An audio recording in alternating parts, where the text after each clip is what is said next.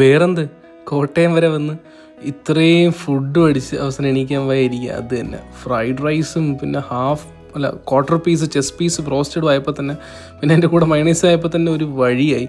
അത് കഴിഞ്ഞ് കുറച്ച് നേരം അടുത്ത ഫ്രൈഡ് റൈസ് കൂടി അങ്ങ് പൊട്ടിച്ചിട്ടെ, എന്നിട്ട് നമ്മുടെ ക്വാർട്ടർ പെറി പെറി കാന്താരി അൽഫാം. എൻ്റെ അമ്മേ, രണ്ടും കൂടി ആയപ്പോൾ ഹാഫ് ചിക്കനും ഒരു ലോഡ് ഫ്രൈഡ് റൈസും കുറേ മയണൈസും കുറച്ച് കറിയും കൂടിയും കയറിയിട്ട് അവസാനം ഇവിടുന്ന് അനങ്ങാൻ വയ്യാത്ത അവസ്ഥയായി. പക്ഷെ ഇതിനൊക്കെ മുമ്പ് എന്താണ് സംഭവിച്ചത് നിങ്ങൾ അറിയണമല്ലോ. രാവിലെ എണീച്ച് വർക്കൽ റെയിൽവേ സ്റ്റേഷനിൽ വന്നു. അനിയനെ കാണാൻ വേണ്ടി കോട്ടയത്തോട്ട് വരുവാണ്. ജനറലി സീറ്റ് കിട്ടുന്നത് തന്നെ വലിയൊരു കാര്യം. കുറച്ച് നേരം വന്നപ്പോഴേക്കും കുറച്ച് അധികം അവനായിട്ട് വലിയപ്പിച്ച് അവസാനം അവനെ കണ്ടുപിടിച്ച് നേരെ ഒരു നെയ് റോസ്റ്റ് കഴിക്കാൻ കയറി. സത്യം പറയല്ലേ, ബിലോ അവറേജ് ആയിരുന്നു.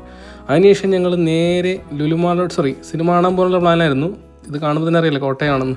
അങ്ങനെ ഞങ്ങൾ നേരെ പിന്നെ ലോയ്ക്ക് പോയേ. അവൻ കണ്ടിട്ടില്ല, ഞാൻ ഓൾറെഡി കണ്ടപ്പോഴാണ്, ഞാൻ ഓൾറെഡി പറഞ്ഞല്ലോ. ഇത് കഴിഞ്ഞിട്ടാണ് നേരെ ലുലുമാളിൽ പോയിട്ട് നല്ല ലാവിഷ് ആയിക്കോട്ടെ ഭക്ഷണം എന്ന് കരുതി. അപ്പോൾ ശരിക്കും ഇന്നത്തെ പരിപാടി എന്തായിരുന്നു ചോദിച്ചു കഴിഞ്ഞാൽ,